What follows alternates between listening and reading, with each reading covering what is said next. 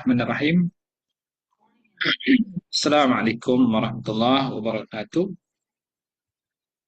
Bismillah, alhamdulillah, wassalatu wassalamu ala rasulillah wa ala alihi wa ashabihi wa mawalah.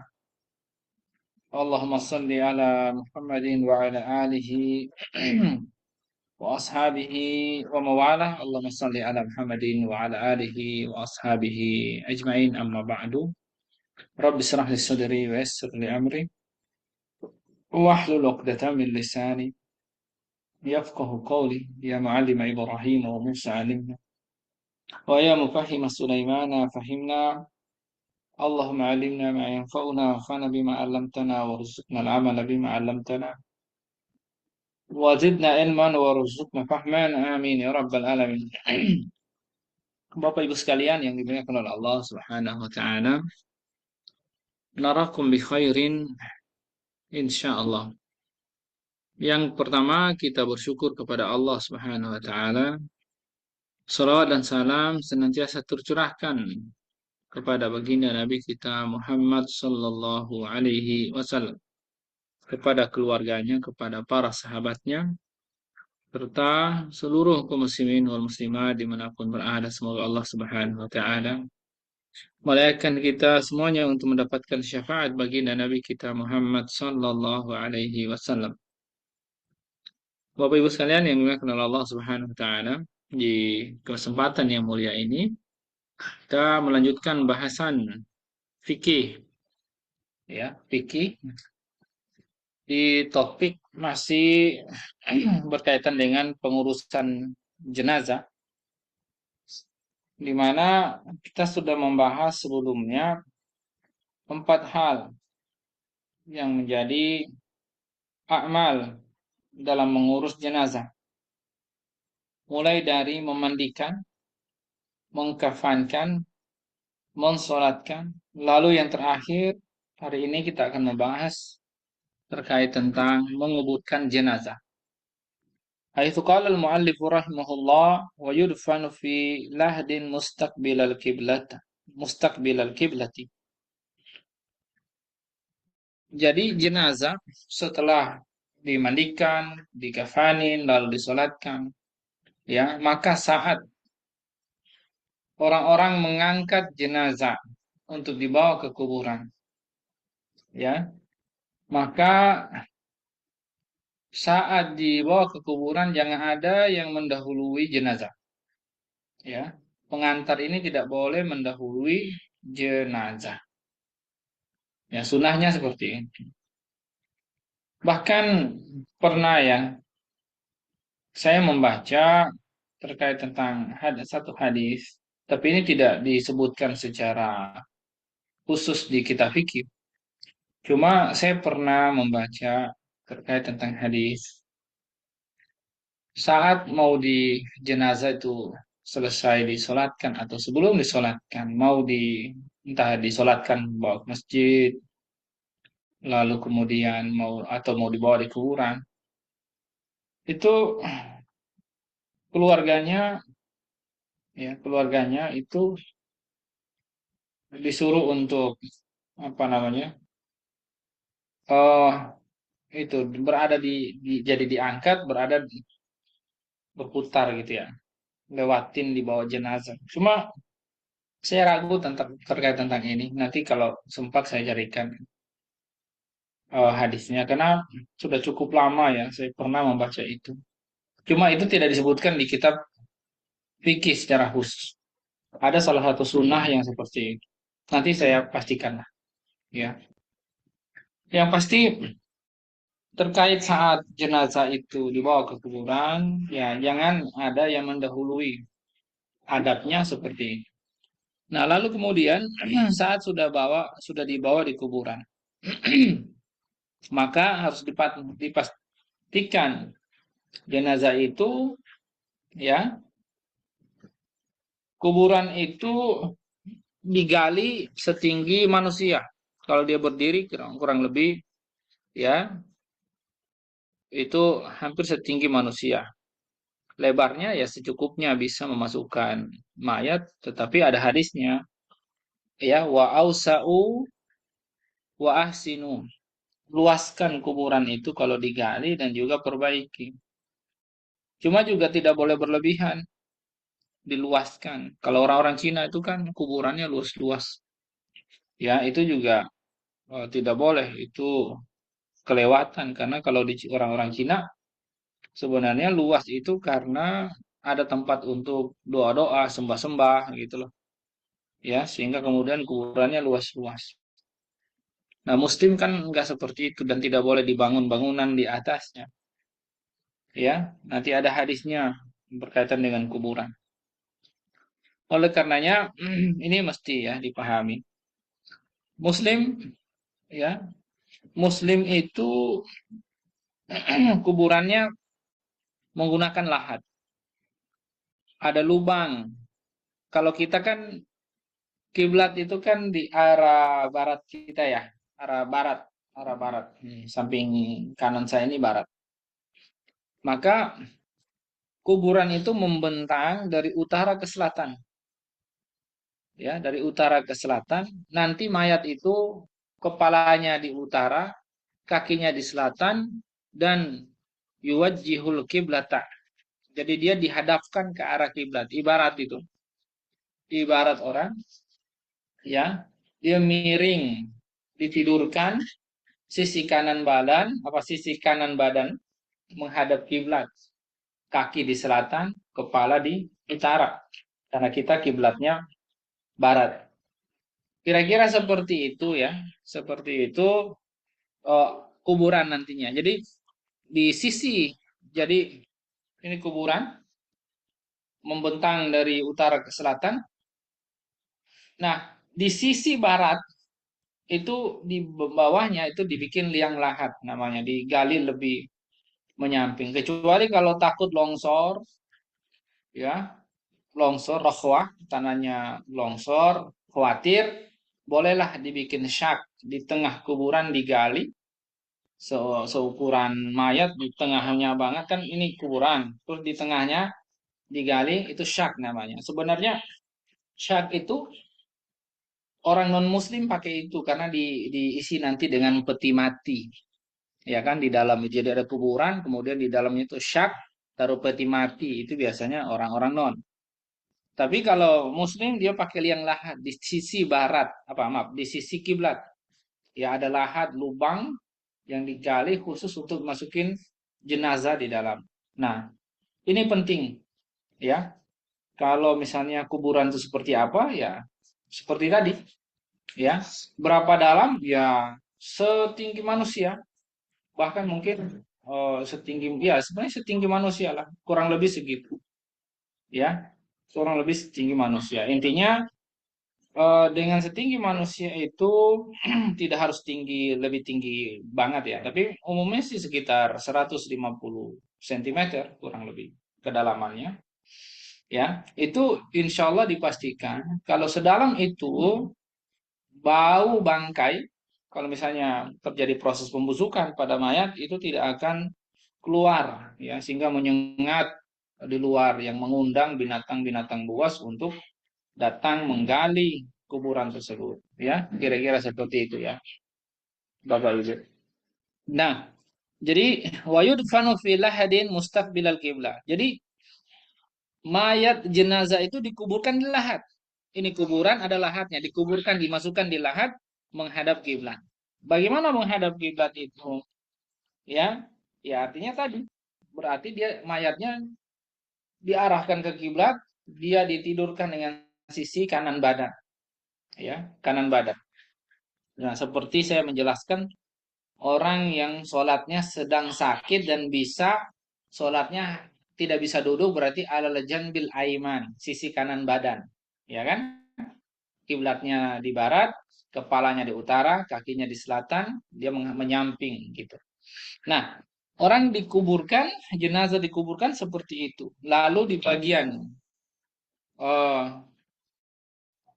kan dimasukin di lahat, lalu kemudian oh, lahatnya itu ditutupin. Ya, ditutupin entah dengan labina, labina itu macam-macam bisa kayu, bambu atau apapun. Ya, ya. Sehingga kemudian di lahat itu ada rongga. Jadi bukan ditanam dengan tanah penuh penuh dengan tanah. Nah, jadi sehingga nggak ada rongga itu nggak boleh, ya. Artinya kecuali keadaan darurat, ya. Keadaan darurat itu biasanya penguburan berjamaah sudah nggak pakai lahat itu, ya. Dibentang-bentangkan aja di lubang yang besar kemudian ditimbun, ya. Nah, itu kalau kondisinya darurat, kondisi tertentu. Tapi kalau dalam kondisi normal, ya, meninggal, ya mesti ada lahatnya. Lahatnya itu berarti mustaqbilal kiblat, menghadap kiblat, ya. Nah, ini berdasarkan hadis dari Amir bin Sa'ad bin Abi Waqqas. Anna Sa'ad bin Abi Waqqas qala fi maradihi. Jadi Sa'ad bin Abi Waqqas, dan Sa'ad bin Abi Waqqas ini Bapak Ibu sekalian, sahabat besar, muhajirin. Dia masuk Islam melalui tangannya Abu Bakar radhiyallahu anhu. Awal-awal, generasi awal-awal sahabat. Ya, jasanya luar biasa. Dan konon orang Cina mengklaim bahwa Sa'ad bin Abi Waqqas itu meninggal di negeri Cina itu. Ya, di Cina, di mana itu? Eh apa namanya? Meninggalnya itu? Yang masjid tertua di Cina itu di mana? Itu mereka mengklaim seperti itu. Lupa saya namanya itu di Cina bagian tengah-tengahnya itu sebelum di Padang. Nah, ya di situ eh, mereka mengklaim seperti itu. Walaupun apakah demikian, wallahu alam, ya. Wallahu alam bishawab. Kan ada masjid tertua di Cina, nampaknya usianya ya sampai usia di zamannya para sahabat itu. Maksudnya di zamannya Utsman bin Affan dan Sa'ad bin Abi Waqqas kan masih hidup saat itu, ya. Nah, Sa'ad bin Abi Waqqas ketika dia sakit pernah eh, eh, dia mengatakan begini, ilhadu li lahadan, buatkan untukku lahat, wansabbu alayya labina nasban, jadi di atasnya nanti dikasih itu papan-papan. Dia katakan itu seperti itulah dilakukan saat Nabi dikuburkan, itu seperti itu, gitu. Sehingga beliau itu menggambarkan, ya, menggambarkan bahwa Nabi Shallallahu Alaihi Wasallam bentuk kuburannya itu seperti itu, ada lahatnya dan dikasih labina, dikasih papan-papan, ya, biar lahatnya nanti ada rongga-rongganya. Mayat itu ditidurkan di situ, dihadapkan di Ka'bah, ya. Adapun misalnya saat nanti bagaimana proses memasukkan jenazah itu nanti kita bahas. Bagaimana ada proses-prosesi tambahan di sana itu juga nanti akan kita bahas lengkap, ya. Nah, sekarang bagaimana memasukkan eh, jenazah di kuburan. Nah, tadi bentuk kuburannya saya sudah jelaskan. Tingginya berapa, lebarnya berapa, bentuk di dalamnya seperti apa, pakai lahat. Nah, ketika memasukkan mayat, maka masukkan dari arah utara. Nah, ini sunahnya begitu dalam hadis. Ya, kenapa utara? Utara itu adalah, ya, nanti bagian kepala si jenazah, karena kita kan eh, kiblatnya adalah barat. Jadi dimasukkan dari arah utara, arah kepala, ya. Karena hadisnya adalah dalam hadis Abu Daud, hadisnya sahih. Anna Abdullah ibn Zaid al-Khutami as-Sahabi. Jadi Abdullah bin Zaid al-Khutami as-Sahabi. Ya, jadi namanya Zaid Zaid ini, Abdullah bin Zaid ini cukup banyak, ya. Zaid Zaid ini namanya. Nah, ini Abdullah ibnu Zaid al-Khutami, sahabi. Dia seorang sahabi. Dia pernah memasukkan jenazahnya Al-Haris di dalam kubur, sahabi juga, ya. Dimasukkan dengan cara apa? Min kibali rijlaih al-qabr, ya. Min kibali rijlai al-qabr. Oh, maaf. Ya, tadi saya keliru, ya. Dimasukkan dari arah dua kaki kuburan. Apa maksudnya berarti kepalanya dulu ya dari arah kaki.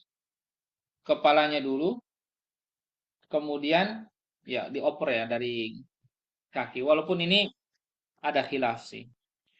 Boleh nggak dari arah kepala berarti utara, dari arah barat, dari arah timur, atau dari arah selatan? Ya, sebenarnya eh, dalam hal ini ada khilaf sih. Ya, karena apa yang dilakukan oleh Abdullah bin Zaid al-Khutami, ya, itu fi'lunya sahabat. Tetapi dia mengatakan hadza minas sunnah. Ini sunnah katanya. Ya udah. Artinya ya sahabat umumnya ya melakukan hal itu karena mereka melihat bagaimana di zaman Nabi masih ada, mereka melakukan hal itu, ya. Dan tapi tetap sifatnya sunnah, ya, karena tidak ada penegasan korinah yang mengindikasikan bahwa haram melakukan dengan model yang lain. Sehingga kemudian ya kalau ini dilakukan dia asoba sunnah. Dia mendapatkan sunnah atau mengikuti sunnah. Ya. Nah, jadi dimasukkan dari arah kaki ya min kibari rijlai al-qabr. Ya, dari arah kaki dimasukkan ke dalam kuburan. Dan ini contohnya berarti dari arah selatan ya. Kalau kita dari arah selatan. Saat memasukkan mayat, apa yang dikatakan? Wa yaqulu ladzi yulhiduhu. Orang yang memasukkan itu, yang memasukkan ya, sama yang mengopor, menerima di bawah. Kan pertanyaannya, yang di dalam kuburan menerima berapa orang? Ya, tidak ada ketentuannya sih sebenarnya. Tapi kan nggak mungkin satu orang. Kalau satu orang kan ya mungkin nggak kuat gitu ya. Dua orang itu genap. Ya, paling bagus adalah tiga orang. Karena innallaha al-witru yuhibbul witra. Allah itu ganjil dan suka yang ganjil. Satu ganjil, tiga ganjil. Kalau satu mungkin kurang kuat, ya kan? Kalau dua genap, kalau tiga ganjil, maka bagusnya tiga orang. Kalau empat mungkin terlalu penuh, sesak, nggak bagus, ya. Jadi umumnya tiga orang, satu bagian kepala, satu bagian tengah, satu bagian kaki. Ya itu eh, sudah apa namanya normal lah, gitu ya. Seperti itu. Walaupun kalau dua orang haram tidak, yang enggak juga. Enggak ada ketentuan yang pasti di situ. Berapa orang. Ini berdasarkan hadis umum saja. Kalau melakukan sesuatu ya bagusnya ganjil-ganjil-ganjil. Seperti itu. Maka lakukan yang ganjil. Selama tidak ada larangan. Ya, larangan dalam hal itu. Nah, dimasukkan kepala duluan dari arah kaki kuburan. Maksudnya berarti selatan kalau kita. Ya, dimasukkan seperti itu, dioper. Nah, apa bacaannya? Bismillahi, ya, Bismillahi wa ala millati Rasulillah. Itu yang dibaca. Bismillahi wa ala millati Rasulillah. Ya, dengan nama Allah dan atas ajarannya Rasul sallallahu alaihi wasallam. Atas agamanya Rasul. Milah itu ajaran. Ya, atas ajaran Rasul sallallahu alaihi wasallam. Dan ini berdasarkan hadis dari Ibnu Umar, anna Nabi sallallahu alaihi wasallam kana idza adkhalal maita al-qabra, ya, dalam hadis dikatakan bahwa Nabi sallallahu alaihi wasallam kalau memasukkan jenazah ke dalam kuburan atau dalam riwayat yang lain idza wudi al-maitu fi lahadihi, ya, kalau mayat itu jenazah itu mau diletakkan dimasukkan ke dalam lahat, ya, qala Nabi berkata apa? Bismillahi wabillah wa ala millati Rasulillah. Jadi bismillahi wabillahi, ya, wa ala millati Rasulillah. Jadi bisa seperti itu. Bismillah dengan nama Allah, billahi, ya, dan dengan Allah. Dan atas ajaran Rasulullah sallallahu alaihi wasallam wa ala millati Rasulillah. Dalam riwayat yang lain wa ala sunnati Rasulillah. Boleh juga pakai milah, boleh juga pakai sunnah Rasulillah. Ya. Dalam hadis yang lain juga ada Bismillahi wa fi sabilillah, ya, dengan nama Allah dan juga di jalan Allah. Ya, intinya ini semua ada redaksi hadisnya sangat mungkin untuk dibaca seperti tadi. Ya, misalnya Bismillahi billahi wa ala millati Rasulillah wa ala sunnati Rasulillah. Ya, jadi wa ala millati wa sunnati ya Rasulillah wa fi sabilillah. Itu mungkin saja orang juga menggabungkan seperti itu, ya. Tapi kalau mau pendek-pendek juga nggak apa-apa, ya. Dan ini bukan muqayyad, ya. Jadi artinya tidak ada larangan kalau mau digabungkan pun, ya. Tidak ada larangan karena tidak muqayyad. Nah, lalu wa yudja'u fil qabri ba'da an yu'ammaq qamatan wa bastatan, ya. Jadi dia dibaringkan di kuburan, ya, dibandingkan di kuburan setelah eh, apa namanya, ya, setelah dia di eh, setelah kemudian ditanam, didalamkan gitu kan, di dalam ditanam gitu, nah, dan dibaringkan, dibentangkan. Nah, ini untuk menjelaskan bahwa memang tinggi seorang jenazah itu, atau maaf, kedalaman jenazah itu diletakkan di dalam kuburan, nah, harus setinggi, kurang lebih setinggi manusia kalau berdiri. Ya, sebenarnya kalau 150 cm itu pun juga sudah cukup sih sebenarnya, ya, seperti itu kira-kira, ya. Dan juga eh luasnya seperti apa, lebarnya seperti apa, ya biasanya ya mungkin sekitar setengah meter atau 75 cm itu untuk kuburannya. Di bawahnya kan ada lahan, itu sudah cukup, ya. Lalu kemudian dalilnya apa? Ya, dalilnya berdasarkan hadis dari Hisham, ya, bin Amir qala Rasulullah sallallahu alaihi wasallam, ihfiru wa awsa'u wa ahsan. Galilah, luaskanlah dan perbaikilah. Maksudnya kuburan itu digali, ya, sedalam, ya, tidak ada batasannya, cuma ini secara istifra umumnya, ya, umumnya ya setinggi manusia. Kalau tinggi-tinggi amat kan menyusahkan juga, ya. Jadi sebenarnya sih 150 cm ke bawah itu sudah cukup gitu loh. Tidak ada eh, ketetapan yang pasti dalam hal ini. Cuma tidak boleh juga terlalu berlebihan, ya, tapi tidak boleh juga dangkal. Maka umumnya ya para fuqaha beristihad, ya, setinggi itu. Artinya setinggi manusia, kurang lebih, ya, setinggi manusia. Nah, wa yusattahul qabru wa la yubna alaihi wa la yujassasu. Nah, sebelum kita bahas terkait tentang setelah ditimbun tuh kuburan dan seterusnya. Kan saat dimasukin mayat, ya, saat dimasukin mayat di dalam kuburan, itu kan dijemput sama tiga orang. Baca bismillah walhamdulillah atau bismillahi wabillahi wa ala millati rasulillah. Lalu kemudian itu dimasukkan ke dalam lah.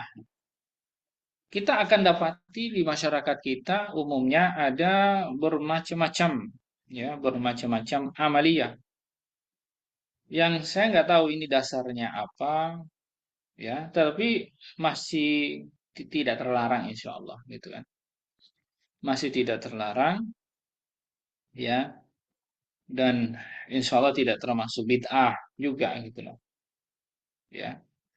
Misalnya apa? Satu, saat dimasukkan ke lahat itu biasanya mayatnya disuruh cium dulu tuh tanah itu.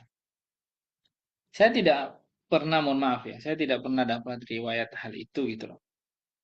Diciumkan 3 kali itu tanah, dibuka tuh tali pocongnya dan tali pocong gitu ya, dan seterusnya. Ya, ada sebagian fuqaha yang menulis itu, menjelaskan itu di kitab-kitab fikih. Cuma ya, eh, itu tidak sampai, maksudnya dijelaskan dalam kitab fikih dengan dalil yang sorry itu tidak, gitu loh. Oleh karenanya eh, aktivitas itu sih masih tidak dianggap terlarang gitu loh. Maksudnya tidak sampai bid'ah, ya, tidak sampai bid'ah, ya. Insya Allah tidak sampai bid'ah. Dan yang terakhir kadang sebelum ditimbun, saat dimasukin di lahat sebelum ditutup, itu diazanin, diikomatin. Sebagian para fuqaha ada yang berbicara tentang hal itu, betul. Tapi memang sekali lagi tidak ada riwayat.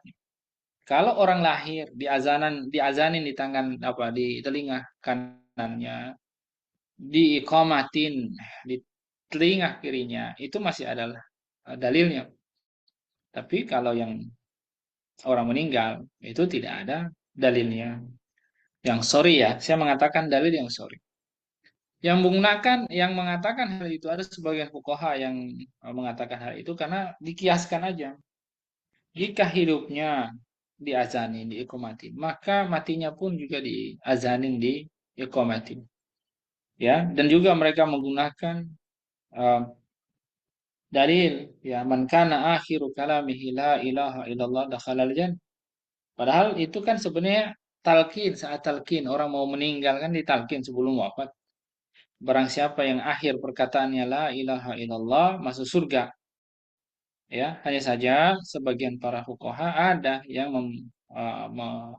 mengamalkan hal itu, yakni termasuk di kuburan, gitu kan, di kuburan, ya saat sebelum dia ditutup dengan lahat, ya berpindah alam ke alam barzakh, ya maka dia diperdengarkan azan supaya fulan tersebut ya masih bisa menyaksikan terkait tentang azan tersebut kalimat la ilaha illallah.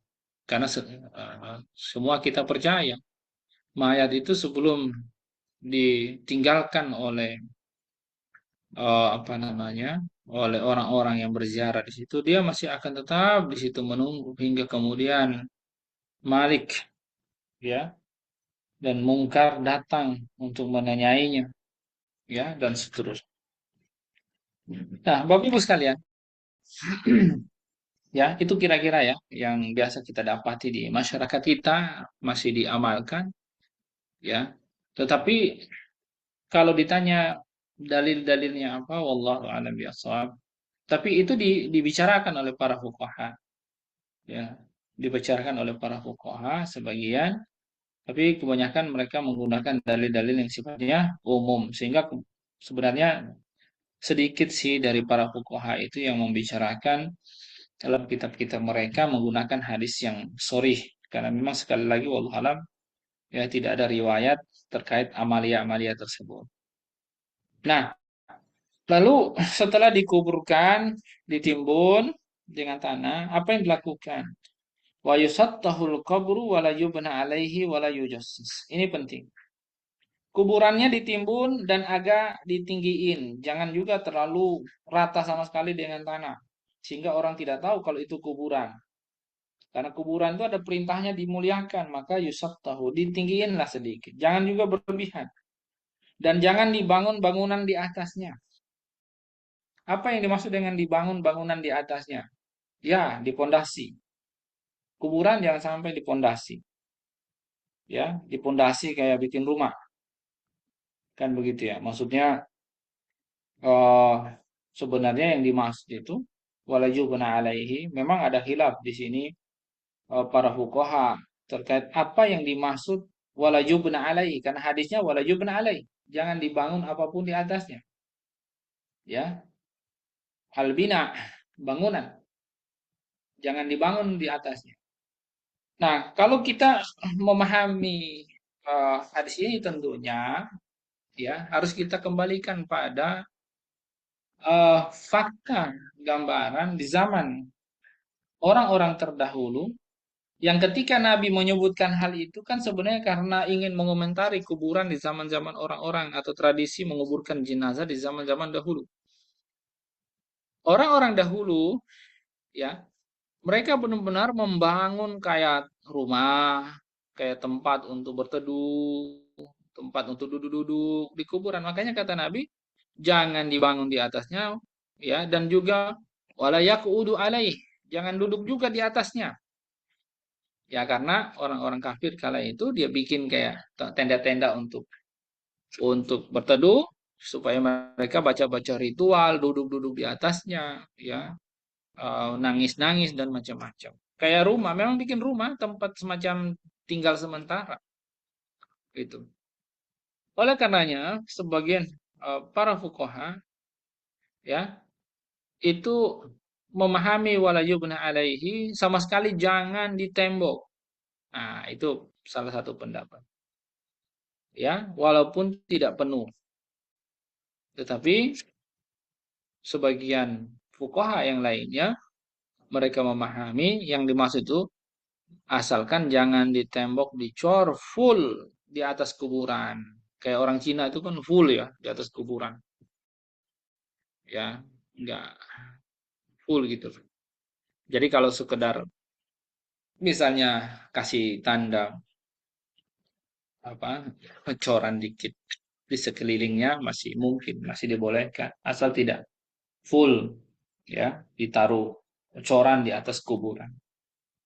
Nah, sehingga kemudian kata wala yubna alai di atasnya tidak dibangun di atas berarti di atasnya full gitu kan. Karena kalau hanya dicor di sekeliling-kelilingnya artinya itu maknanya bukan bukan yubna alai karena yang namanya bangunan berarti di atasnya yubna dibangun di atas. Kalau sekedar uh, yubna alai dibangun di sekelilingnya berarti yubna alai dipagarin ya seperti itu. Yubna haulahu misalnya di sekelilingnya. Maknanya apa? Redaksinya kan seperti itu. Yubna ala haulahu. Tapi ini yubna alai artinya di atasnya ya. Alal qabr. Sebentar ya Bapak Ibu.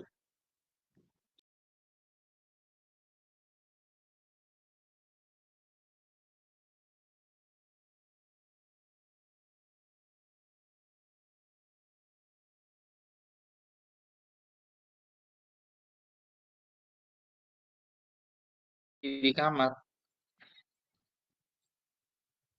Baik. Lalu eh bagaimana apa namanya hadisnya? Jadi jangan dibangun, ditinggiin sedikit, jangan dibangun, jangan termasuk jangan duduk-duduk, wala yujassas. Dan jangan juga eh, apa yujassas itu dikasih urkham. Urkham itu apa namanya?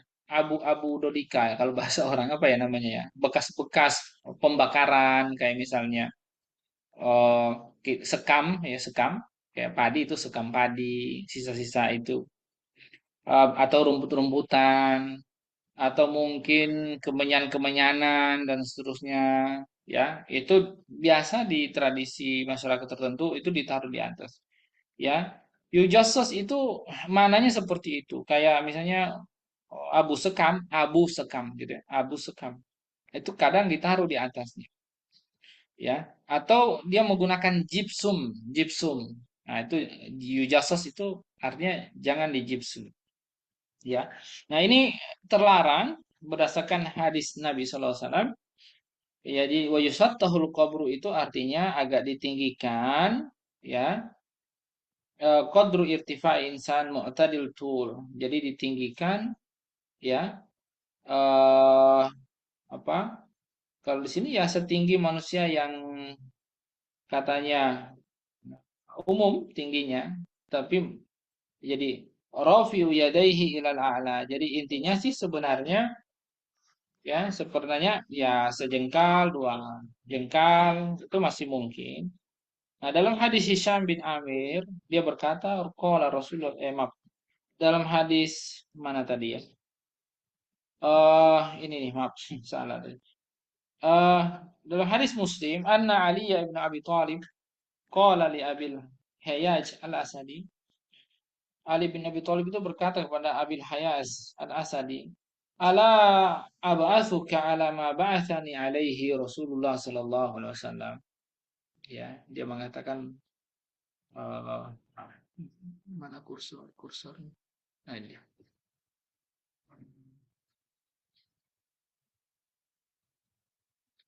Ya. Nah, dalam hadis ini Abi Hayas itu berkata kepada Ali, "Ala ab'atsuka ala ma ba'atsani alaihi Rasulullah sallallahu alaihi wasallam. Allah tidak timsalan. Mau nggak kamu, ya Ali, kenapa kamu nggak mengutus aku sebagaimana Nabi mengutus aku katanya. Untuk apa? Ya, Allah tidak timsalan illa tomastuhu wala qabran musyarrafan illa sawaituhu. Ya, yaitu menghapus seluruh gambar-gambar berhala dan juga meratakan kuburan yang tinggi. Jadi maksudnya zaman dahulu memang orang-orang jangan Abi mau ngisi dulu saya. Mau ngisi dulu. Abi mau ngisi dulu ya. Sebentar ya. Tulis buku. Iya sebentar. Sebentar. Sebentar.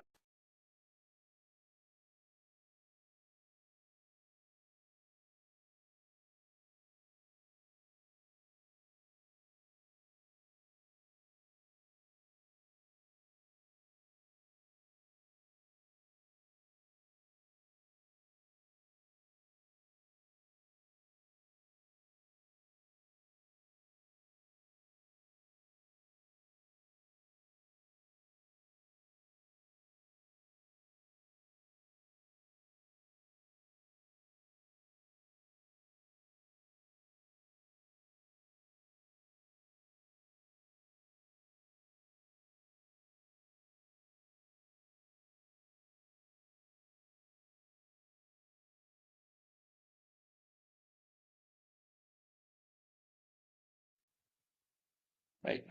Masuk. Nah, eh, Abi Hayas Al-Asadi ini mengatakan kepada Imam Ali radhiyallahu anhu untuk mengutus dia ya supaya menghapus gambar-gambar berhala dan juga ya meratakan kuburan-kuburan yang ada. Nah, ini lalu banyak yang salah memahami bahwa yang dimaksud dengan meratakan kuburan berarti sama sekali nggak ada tinggi-tingginya gitu. Nah, ini sebenarnya tidak tepat. Karena para fuqaha ya mayoritas mereka telah menjelaskan dengan jelas persoalan ini, yakni ya eh, ditinggikan tidak eh, ya maksudnya ditinggikan dengan yang ma'ruf ya supaya orang tahu ada tanda oh itu kuburan. Karena ada larangan untuk menginjak kuburan, baik disadari ataupun tidak disadari. Karena kalau tidak ditinggikan sehingga orang tidak tahu ada kuburan itu menjadi wasilah. Bisa saja orang menghinakan kuburan dengan cara ya didudukin, diinjak karena tidak tahu misalnya, ya maka kuburan-kuburan tersebut ya mesti diberikan tanda seperti tadi ditinggikan. Ya, kira-kira seperti itu ya, Bapak Ibu sekalian. Nah, ada hadis kira-kira bagaimana tingginya ya katanya? Tingginya shibran sejengkal. Ya, shibran sejengkal. Ya, supaya bisa dibedakan itu dengan tingginya tanah, ya. Nah, jadi supaya orang itu tahu, oh itu ada kuburan, kemudian dihormati. Dihormati itu bukan berarti disembah ya, yaitu cara Allah Subhanahu wa taala untuk ya memuliakan manusia saat dia hidup, bahkan matinya pun juga dimuliakan. Saya sudah sampaikan kemarin. Ya, walaqad karramna bani Adam. Kami telah muliakan bani Adam. Ya, baik hidup ataupun matinya. Ya, makanya sampai matinya pun tetap diurus. Mungkin orang ya orang kafir tidak punya ketentuan seindah Islam. Orang mati ya udah mati aja, ya tidak usah diurus. Kalau di Islam ya diurus dimuliakan. Bayangkan coba, mulai dimandikan. Mandikan itu tidak sembarang dimandikan, dikafanin, tidak sembarang dikafanin. Ya, ada ketetapannya. Disolatkan bahkan. Itu benar-benar kemuliaan. Ya, mungkin ada aja orang yang nggak sholat selama hidupnya, ya, tetapi dia akan disolatkan saat dia meninggal. Tidak bisa tidak, ya. Artinya tetap dia akan sholat kan begitu, akan disolatkan. Nah, ini luar biasa, ya, Bapak Ibu sekalian. Islam memuliakan, bahkan ketika dia sudah dimasukkan di dalam kuburan, ya, masih dimuliakan. Kuburannya itu ya tadi ditinggalkan supaya orang tidak duduk di situ, karena ada larangan, jangan sampai ada orang duduk-duduk di kuburan, ya. Dan intinya tidak bisa dilangkahin, ya, tidak bisa dilangkahin, tidak bisa diinjak-injak, tidak bisa didudukkan dan seterusnya. Itu ya supaya orang tahu ada kuburan situ, dihormati dengan tidak duduk-duduk, tidak dilangkahin, tidak diinjak-injak, dan juga diziarahi. Kita bebas saja sebenarnya menziarahi kubur siapa saja. Kadang kan kalau kita berbicara tentang ziarah kubur ya, kadang kita berpikir, oh ziarah kubur nanti yang kita ziarahi adalah benar-benar keluarga kita. Ya, padahal sebenarnya ziarah kuburan, kuburan siapa saja kita ziarah, sebagaimana kita menziarahi kuburnya Rasul Shallallahu Alaihi Wasallam. Itu ada keutamaan. Orang-orang yang menziarahi kuburnya Rasul Shallallahu Alaihi Wasallam itu, ya, ada keutamaan itu dalam hadis Bukhari. Bahkan salah satu sunahnya kita datang umroh ke sana, ya, ke Mekah, adalah juga kita disuruh untuk mendatangi kotanya Nabi, mendatangi masjidnya Nabi, lalu bahkan berziarah ke kuburannya Nabi Shallallahu Alaihi Wasallam, ya kan? Nah, itu dapat keutamaan tersebut luar biasa. Nah, Bapak Ibu sekalian, ya, dalam eh, jadi setinggi apa ditinggikan kuburan tadi, ya setinggi sejengkal. Ya, sejengkal, dua jengkal juga masih mungkin, karena ini tidak ada larangan atau tidak ada batasan yang pasti, ya, seperti apa. Nah, intinya yang penting orang tahu situ ada kuburan. Lalu dalam hadis Muslim dan selainnya dari Jabir qala, naha Rasulullah sallallahu alaihi wasallam an yujassasa al-qabru wa an yuq'ada alaihi wa an yubna alaihi wa inda Tirmizi wa an yuktabu alaihi wa an yuta', ya. Nah, dalam hadis Nabi sallallahu alaihi wasallam ini, ya, di sini dikatakan bahwa Rasulullah SAW melarang kuburan itu yujassas al-qabru, yaitu tadi ditaruh rukham, ya, bekas-bekas bakaran, abu, sekam dan seterusnya di atasnya, ya. Yang kadang orang-orang melakukan hal itu, atau kadang dia menggunakan macam-macam, mungkin rumput-rumputan yang kering-kering, yang apa itu ditaruh di atasnya, dihamburkan di atasnya, ya, itu dilarang, ya. Kemudian apalagi duduk di atas kuburan itu nggak boleh, ya. Membangun bangunan di atasnya, wa an yubna alai, tidak boleh. Tadi sudah saya jelaskan ini membangun bangunan seperti apa. Dalam hadis Tirmidzi, ya, termasuk tidak boleh menulis di atas kuburan, dikasih tulisan di atas kuburan, termasuk diinjak, wa an yuta, ya, diinjak. Itu tidak boleh, ya. Sehingga ini penting untuk mendapat perhatian oleh kita semuanya, ya, terkait tentang kuburan, karena itu ya penting, karena mukhalafah atau menyelisihi sunnahnya Nabi Shallallahu Alaihi Wasallam, yaitu hukumnya haram dan dianggap sebagai idaatul mal, ya, sebagai menyia-nyiakan, menghambur-hamburkan uang yang tidak ada manfaatnya, yang dilarang, itu masuk kategori mubadzir seperti itu.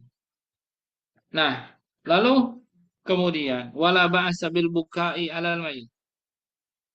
Bagaimana ahli waris ini atau ahlu musibah ini, orang yang kena musibah ini, mereka boleh nggak mereka menangisi mayit? Tidak masalah mereka menangisi mayit. Cuma jangan berlebihan, ya. Menangisi itu kan ada macam-macamnya. Ada menangis karena bahagia, ada menangis karena tidak ridho, marah-marah, ya sampai nampar-nampar pipi, sobek-sobek baju, ya, yang ada muridho. Ada menangis yang karena sedih saja, itu yang merupakan sunatullah, ya, sunatullah yang eh, artinya apa ya? eh Lebih tepatnya ya kita mengatakan itu adalah sunatullah aja gitu loh. Sunatullah, ya, hati itu sedih, mata itu bisa mengucurkan air mata.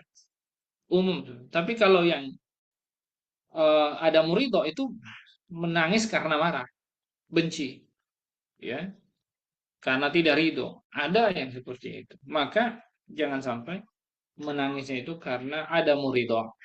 Dan ada murido, tidak ridho itu, menangisnya itu biasanya diikuti dengan tanda-tanda ya tadi, nampar-nampar pipi, ya, sobek-sobek baju, kerak, tarik-tarik, ya kan? Terus melakukan hal-hal yang itu tidak layak, tidak patut dilakukan. Itu ada muridho, tidak ridho dengan qada Allah Subhanahu wa taala, yaitu kematian.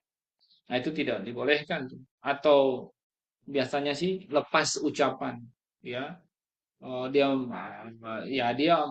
bicara bicara dengan pembicaraan yang itu dapat apa namanya, dipahami bahwa dia tidak ridho dengan ucapan-ucapan itu. Nah, ini tidak boleh, gitu kan? Makanya Nabi mengatakan laisa minna man latamal khudud wa syaqqal juyub, bukan golongan kami, bukan termasuk umatnya Nabi Muhammad SAW itu yang nampar-nampar pipi itu, ya, nampar-nampar pipi, robek-robek baju, wa syaqqal juyub, robek-robek baju, bukan golongan kami. Maka tidak boleh tuh seperti tadi, ya. Nah, lalu eh, dalam hadis Anas bin Malik yang cukup panjang hari ini, ya, di sini menceritakan dakhalna ma Rasulillah sallallahu alaihi wasallam ala Abi Saifil Qain. Jadi dia masuk bersama Nabi di saat apa namanya? Melayat, ya. Melayat ini maksudnya ya saat ada kematian di Abi Saif Al-Qain, ya. Artinya itu istri apa? Istri susuan, ya. Maaf. Eh Apa namanya itu? Mana di sini? Nah, Zoiran li Ibrahim alaihissalam. Wa kana Zoiran li Ibrahim alaihissalam. Artinya dia ibu susuannya, maaf, apa? Suami dari ibu susuannya anaknya Nabi Ibrahim. Ya, itulah. Nah, fa'akhadha Rasulullah SAW Ibrahim faqabilahu wa syammahu. Jadi, nah, ini juga termasuk sunnah nih, ya. Jadi mayat itu boleh itu, ya, dicium, boleh, ya. Dicium boleh. Seperti itu. Faqabbalahu wa syammahu, ya. Dicium itu berarti kalau pakai mulut. Kalau wasyammahu itu pakai hidung. Boleh seperti itu. Ya, artinya ya dicium ubun-ubunnya seperti itu, ya. Summa dakhalna alaihi ba'da dzalik. Lalu kemudian, ya, setelah melakukan hal itu, ya, maksudnya itu eh apa? Nabi melakukan hal itu, kemudian Nabi menemui kami, ya. Setelah itu eh lalu kemudian, nah, ini yang menarik gitu, ya. Abdurrahman bin Auf itu melihat Nabi menangis setelah melihat orang-orang menangis. Nah, tidak sengaja Abdurrahman bin Auf itu melihat Nabi menangis setelah itu. Ya, lalu Abdurrahman bin Auf mengatakan, "Wa anta ya Rasulullah, apakah engkau juga seperti orang-orang menangisi?" Dipikir menangis nggak boleh gitu, ya. Padahal boleh, nggak ada masalah. Cuma yang tidak boleh adalah menangisi karena tidak ridho, ada muridho. Maka apa kata Nabi? Faqala, ya Ibnu Auf, wahai Ibnu Auf, ya, inna rahmat. Menangis itu rahmat. Menangis rahmat. Jadi nangis karena benar-benar sedih. Siapa yang nggak sedih? Keluarganya berpulang, kerabatnya berpulang, tetangganya mungkin, saudaranya berpulang, istrinya berpulang, orang tuanya berpulang, anaknya berpulang, dan seterusnya gitu, ya. atau orang yang dia sayangi berpulang, ya. Mungkin orang yang dekat dengan dia, mungkin muridnya berpulang, gurunya berpulang dan seterusnya, mungkin sedih. Ya, atau orang yang telah banyak berjasa dengan dia berpulang, mungkin sedih. Ya, itu manusiawi, itu rahmat. Jadi kalau dia menangisi orang-orang seperti itu rahmat, menangis dengan benar. Ya, bukan menangis karena ada muridho, tidak ridho. Nah, jadi itu rahmat. Ya, summa atba'aha ukhra bi ukhra. Lalu kemudian orang-orang lain mengikutinya. Faqala. Nabi kemudian mengatakan innal aina tadma. Sesungguhnya mata itu bisa, ya, mengeluarkan air mata. Wal qalbu yahzan. Hati itu, ya, bisa sedih. Ini yang namanya qadar, Bapak Ibu sekalian. Qadar itu adalah ketetapan Allah Subhanahu wa taala berupa khasiat. Ya, khasiat. Mata ini bisa nangis. Ya, bisa nangis kapan? Ya, ketika hati itu sedih misalnya. Ya, hati itu gembira. Ada nangis gembira namanya. Ya, hati sedih, tapi bukan ada muridho, bukan karena tidak ridho. Hati sedih, ya dia menangis mata. Ada juga mata mengeluarkan air mata, ya, karena marah, ya marah gitu, sakit atau tidak ridho. Ada juga seperti itu. Nah, itu tidak boleh dalam kasus ini, ya, karena kematian adalah ketetapan Allah, qada Allah Subhanahu wa taala. Maka tidak ada pilihan bagi orang-orang yang ditimpa oleh kematian tadi, ya, kecuali, ya, dia harus menyadari bahwa itu adalah ketetapan Allah Subhanahu wa taala, itu adalah pemberian Allah yang kapan saja diambil harusnya ikhlas. Makanya Nabi mengajarkan kepada kita doa saat kita mau melakukan yang namanya takziah kepada orang meninggal, doanya begini Bapak Ibu sekalian, ya. Inna lillahi ma akhadha wa lahu ma a'ta wa kullu syai'in 'indahu bi'ajalin musamma faltasbir wal tahsin. Ya. Jadi innalillahi ma akhadha. Nah, ini dikasih paham ya, diingatkan. Kadang-kadang orang yang kena musibah kadang lupa itu bahwa ya musibah itu sejatinya, ya, apa yang musibah yang dialami dia misalnya berarti kehilangan istri, kehilangan suami, kehilangan anak, kehilangan orang tua gitu kan, dipanggil Allah. Itu artinya sebenarnya orang tua itu kan pemberian Allah. Kita dilahirkan dari orang tua yang miskin atau kaya, ya. Oh, orang tuanya beragama atau tidak, atau kondisi apapun, ya kan? Itu adalah ketetapan Allah Subhanahu wa taala. Allah yang punya hak, dia ngasih kepada siapa, ya. Dilahirkan dari rahim siapa, lalu kemudian Allah wafatkan fulan, sejatinya milik Allah itu.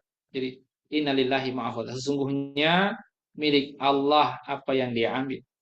Walahu ma'ata, dan milik Allah pula apa yang dia berikan kepada kita. Dia berikan kita kehidupan, kita dihidupkan pada fulan, fulan, keluarga fulan, fulan. Dilahirkan dalam keluarga fulan, fulan. Lalu kemudian diambil kita, atau keluarga kita diambil orang tua kita. Sejatinya semuanya adalah titipan. Makanya harus kita sadari, ya, milik Allah apa yang diambil dan milik Allah pula apa yang dia berikan.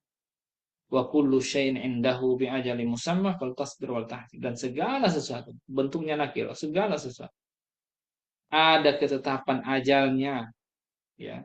Jadi harusnya sebenarnya yang kita pahami bahwa kita, jangankan orang tua kita misalnya meninggal, kita sendiri pun juga nggak ada jaminan entah kapan akan meninggal, ya.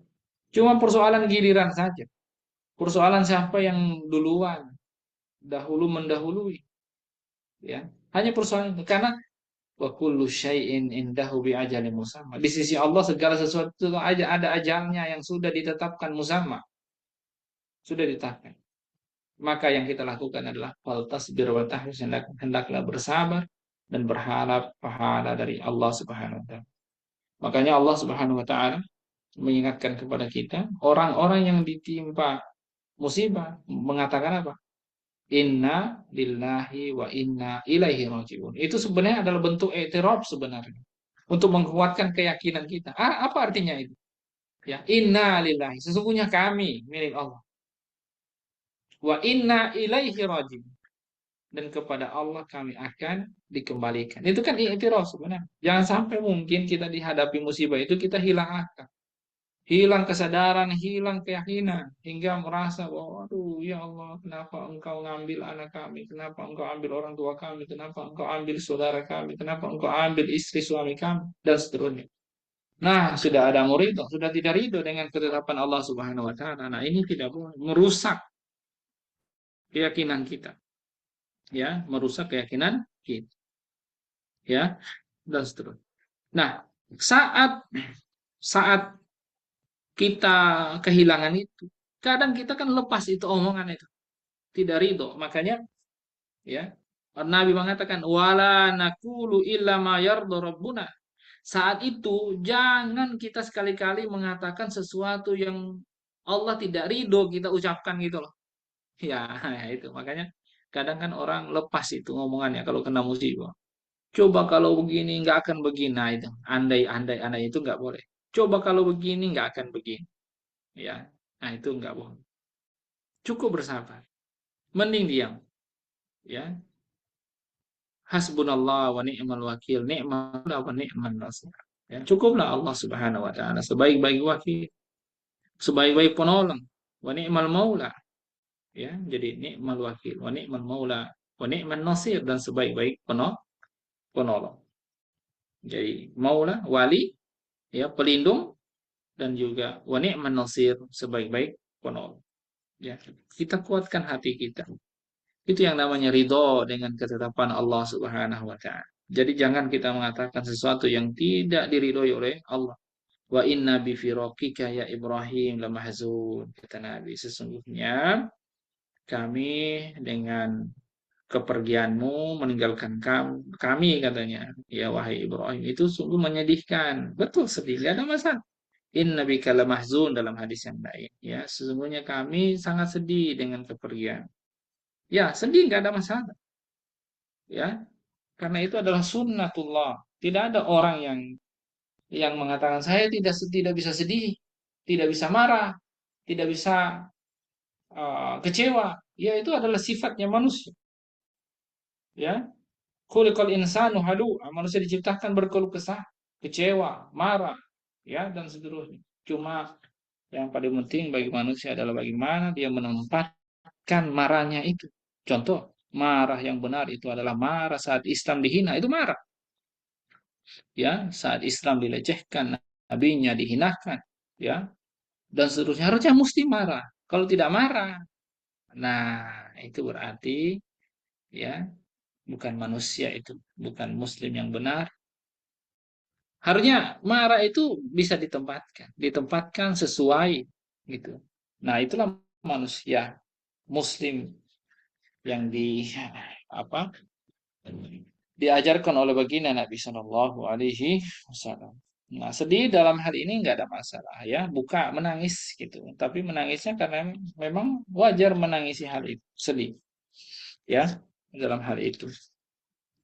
Nah, dalam hadis yang lain juga kita dapatkan tuh hadis Abu Hurairah, hadis Muslim, ya, di mana berkata zaran Nabi sallallahu alaihi wasallam, Abu Hurairah berkata zaran Nabi sallallahu alaihi wasallam qabra ummihi fabaka wa abka man haulahu. Nabi itu berziarah ke kuburan ibunya, dan artinya ini kan sudah lama, ya, kejadiannya sudah lama, artinya ini kasusnya Nabi berziarah aja. Kan saat berziarah kan mungkin orang ingat dengan momen-momen dulu. Ya, baginda Nabi Shallallahu Alaihi Wasallam itu adalah teladan, ya. Kalau hari ini kita melihat saudara kita yang hidupnya mungkin dia yatim, piatu, yatimul ab, yatumil om. Nabi kita itu, kenapa Nabi itu memuliakan anak yatim? Karena Nabi Shallallahu Alaihi Wasallam itu lahir sebagai anak yatim. Masih usia kecil, bapaknya sudah meninggal. Ya, bapaknya sudah meninggal. Usia 6 tahun. Jadi usia dalam kandungan bapaknya meninggal, usia 6 tahun ibunya meninggal. Ya, luar biasa gitu loh. Jadi hidup dalam keadaan yatim dan piatu. Kenapa cukup menyedihkan orang yang dalam kondisi yatim piatu itu? Karena saat kecil tempat dia keluh kesah, mengadu, kan anak-anak itu nampak ya. Kalau kita lihat masih kecil, dia butuh perhatian, dia mengadu. Dia harusnya memang di situ tidak boleh hilang tuh. Orang ayah, bapak, ibu itu ya tidak bisa hilang. Satu saja hilang itu bisa anak itu bisa jadi bermasalah tumbuh dewasanya. Kan gitu ya. Tapi apa yang terjadi dengan anak yatim itu kan sudah ketentuan Allah Subhanahu wa taala. Jadi kita tidak bisa juga mengatakan ya atau tidak mengatakan tidak ridho, bersikap tidak ridho. Oh, itu sudah ditetapkan oleh Allah. Nah, ya Nabi kita Masya Allah ya, luar biasa. Orang yang anak yatim. Ya. Maka wajar kemudian beliau sangat baik kepada anak yatim, karena Nabi sendiri pun adalah anak yatim. Nah, Nabi itu mengunjungi ibunya, menangis. Nabi menangis, artinya sedih. Ya wajar sedih. Ya, dan ini menunjukkan bahwa Bapak Ibu sekalian, ya, apakah ibunya Nabi ini muslim atau muslimah, ini persoalan lainnya. Muslimah atau kafir, ya. Ini setahu kami ya, ini sebenarnya masuk dalam kategori, ada istilahnya yang tepat itu. Milah yang milah Ibrahimi ya, milah Ibrahim. Ya, milah Ibrahim, dan mereka tidak menyembah berhala, termasuk bapaknya. Ya, milah Ibrahim. Yang itu masuk dalam kategori kurun, tidak ada nabi dan rasul, karena sepeninggalnya Isa Al-Masih, kan tahun Masehi yang sekarang ini kan 2025 ya. Nah, ini kan ditulis sejak Nabi Isa meninggal, langsung ditulis itu kalender itu. Maksudnya setelah seratusan tahun berikutnya, tapi mereka menstandarkan penghitungan awal itu meninggalnya Isa, ya. Nah, eh apa tadi ya? Eh, Maksudnya sejak itu kan Nabi belum diutus jadi nabi, ibunya udah meninggal, bapaknya udah meninggal, ya kan? Nah, maka pada kurun itu Nabi diutuskan setelah 632 ya, Masehi ya, kalau nggak salah, secara Masehi. Artinya ya sekitar 600-an tahun kan setelah Nabi Isa meninggal. Nah, kurun waktu yang panjang itu dikatakan bahwa ada masa-masa ya, ada tempat-tempat yang sobiun, yang tidak dijangkau oleh Nabi di sana. Ya karena setelah Nabi Isa lalu ke Nabi Muhammad SAW. Ya, kita nggak tahu apakah ada nabi lain selain itu ya, di sela-sela itu. Ya, tetapi kita pastikan di bangsa Arab sendiri itu mereka Milla Ibrahim. Ya, Milla Ibrahim dan seterusnya. Jadi masih ada agama tauhid. Orang-orang orang-orang apa? Quraisy kala itu kan bertanya ya, kenapa mereka nggak Nasrani atau nggak Yahudi kan begitu ya? Ada yang bertanya seperti itu. Ya, mereka sebenarnya ketika pergi ke Syam, berinteraksi dengan Syam, mereka lihat ahlul kitab, orang Kristen, orang Yahudi, tapi kok banyak perang gitu. Mereka itu ibarat tidak tidak suka aja gitu dengan orang-orang yang suka perang gitu, kayak di sana gitu. Maksudnya masa beragama tapi perang kan gitu ya. Walaupun setelah berapa ratus tahun ya, 300 tahun atau berapa ratus tahun sebelum Nabi diutus, sebenarnya ada pertama kali orang yang memasukkan berhala di di mana di Mekah, membuat Mekah itu jadi musyrik gitu loh. Jadi sebelumnya mereka orang-orang Mekah itu mila Ibrahim katanya. Ya, turun temurun karena Nabi Ibrahim sejak kota Mekah itu dibuka kembali, yang meninggikan Ka'bah, membangun Ka'bah kan Ibrahim bersama putranya Ismail, turun temurun dan seterusnya, dan mereka agamanya seperti itu, mila Ibrahim. Ya, seperti itu. Intinya tidak menyekutukan. Nanti setelah kurang lebih 300 tahun mungkin setelah sebelum Nabi diutus baru datang tuh orang yang membawa berhala, memperkenalkan berhala, dia melihatnya setelah dia berziarah ke Syam dan seterusnya. Ya, jadilah rusaklah penduduk di Mekah itu dengan kemusyrikan. Baik, ini sekedar tambahan ya. Jadi Kalau nangis, nah nggak boleh itu min ghairi nauhin wala syakki jaibin, tidak boleh. Dan seterusnya bersuara. Nau itu kayak suara suara apa namanya lebah gitu kan, saling bersahut-sahutan. Yang itu menunjukkan tidak ridho, itu tidak boleh seperti itu. Ya, ya. Jadi itu namanya niyaha, niyaha. Ya, mau perbuatan, perkataan yang itu menampakkan tidak ridho, ya, tidak ridho dengan eh, ketetapan kadar Allah, apa qadar Allah, ketetapan Allah, qada Allah itu, ya.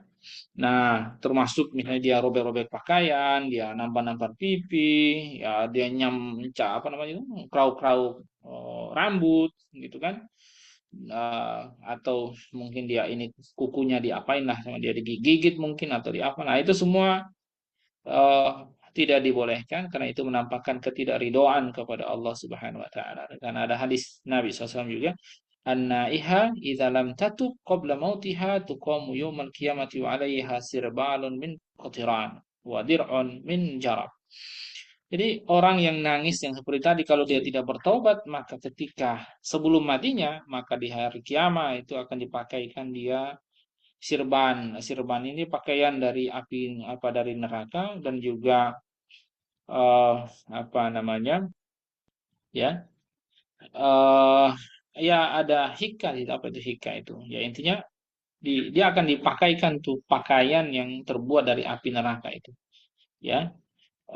Dan juga pak ya sebenarnya dirun itu komis dalam hal ini pakaian kemeja atau pakaian lah intinya yang menutup badannya itu terbuat dari api neraka, ya itu yang disebut ya. Eh, Harus berhati-hati, ya, harus berhati-hati Bapak Ibu sekalian.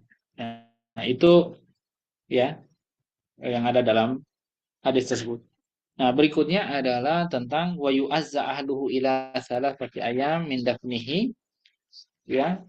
Keluarganya itu kalau kalau apa? Berkabung ya kalau kita bilang ya. Maksudnya takziah apa Bu? Takziah.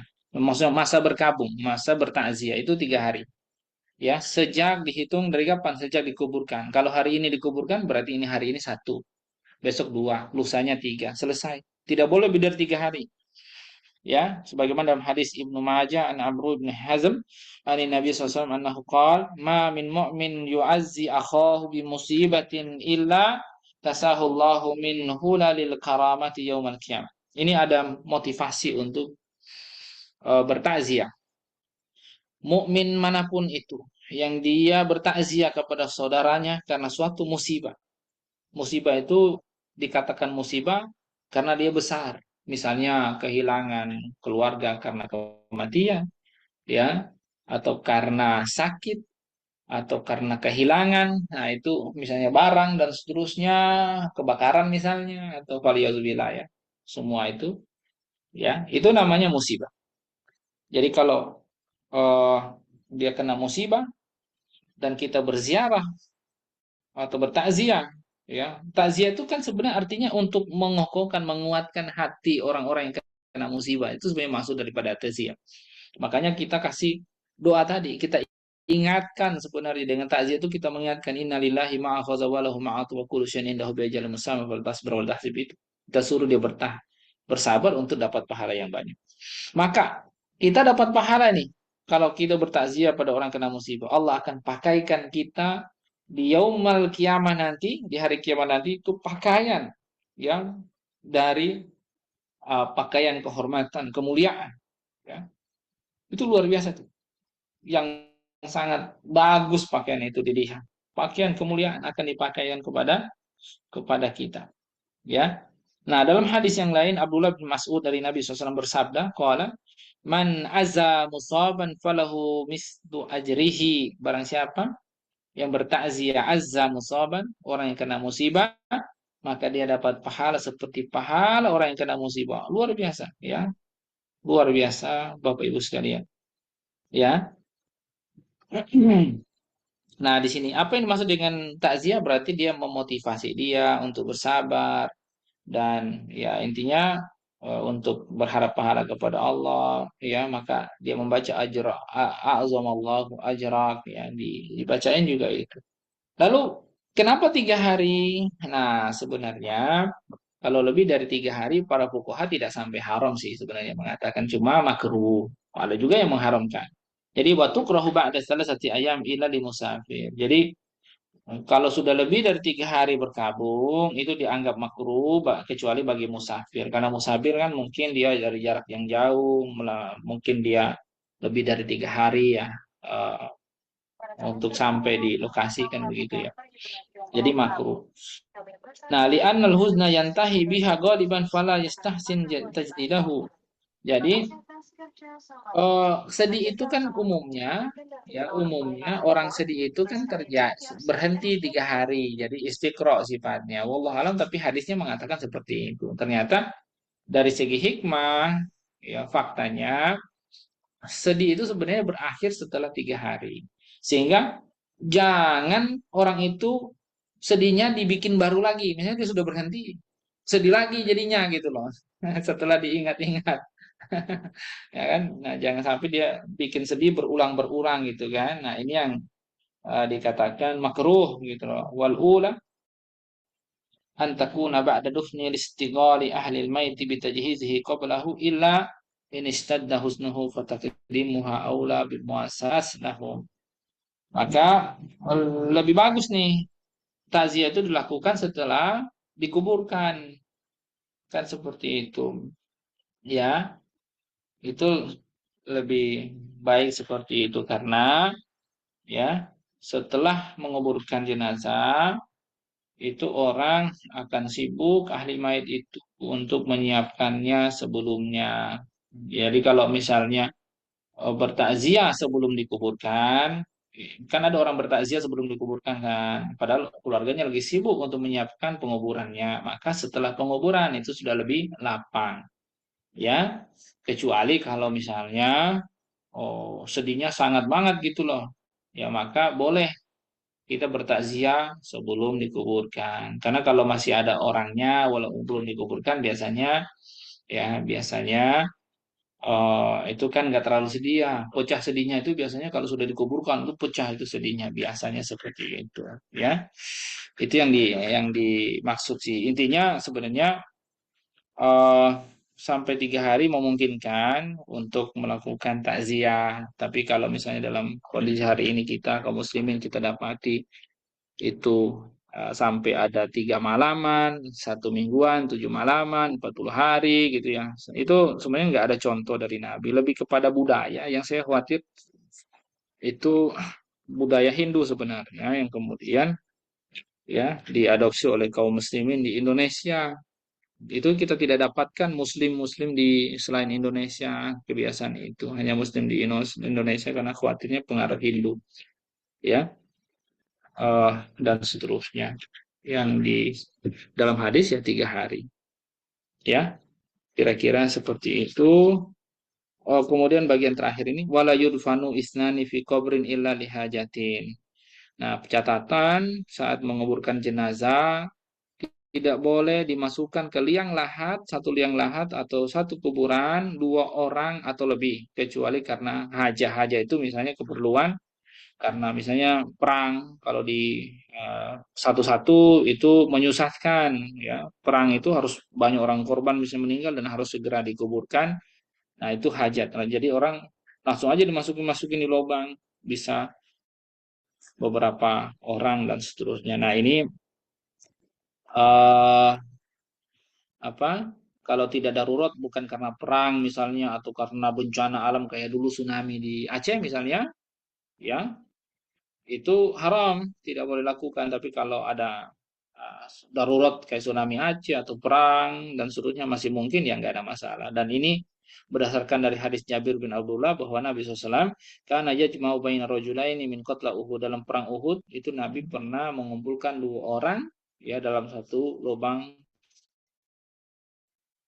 kubur, ya, karena itu kaitannya dengan dengan kondisi yang darurat. Baik Bapak Ibu sekalian, sampai di sini materi kita. Kalau ada yang mau bertanya, silahkan, ya. Saya persilahkan. Silakan Bapak Ibu. Sebelum kita tutup, ada yang mau bertanya? Mari.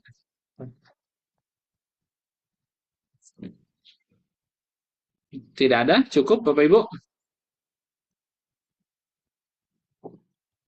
Assalamualaikum Ustaz. Kalau cukup, ya Waalaikumsalam warahmatullahi wabarakatuh. Fadol, silakan.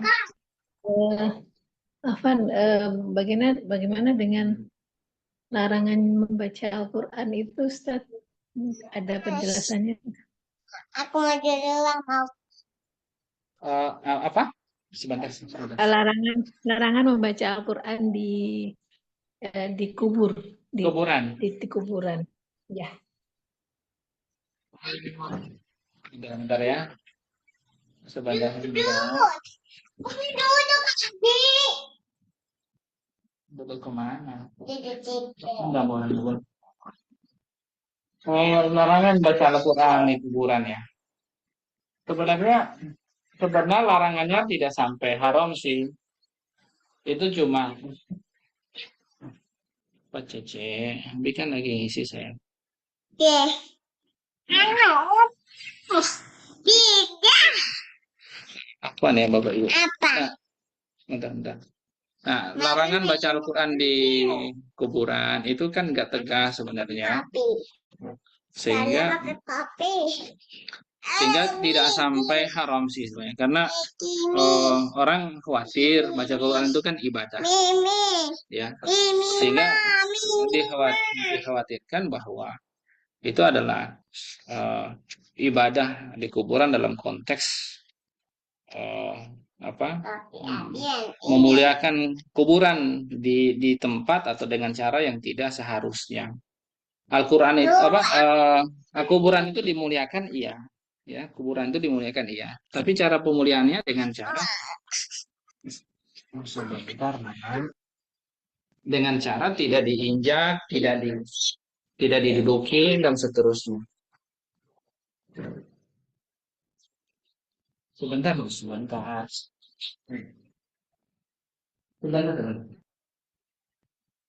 Jadi Bapak Ibu, mungkin cukup ya, mohon maaf ya. Kita cukupkan baca istighfar, hamdalah, doa kepada majelis. Subhanakallahumma rabbana wa bihamdika asyhadu an la ilaha illa anta astaghfiruka wa atubu ilaik. Assalamualaikum warahmatullahi wabarakatuh. Mohon maaf ya Bapak Ibu. Mohon maaf. Waalaikumsalam warahmatullahi wabarakatuh. Terima kasih Ustaz. Ya, mohon maaf. Nah, kalau ada ini pertanyaan nanti coba ditanyakan di grup ya. Tanyakan di grup. Nanti insya Allah kita bisa bahas di grup insya Allah. Ya, mohon maaf. Saya izin log off dulu ya.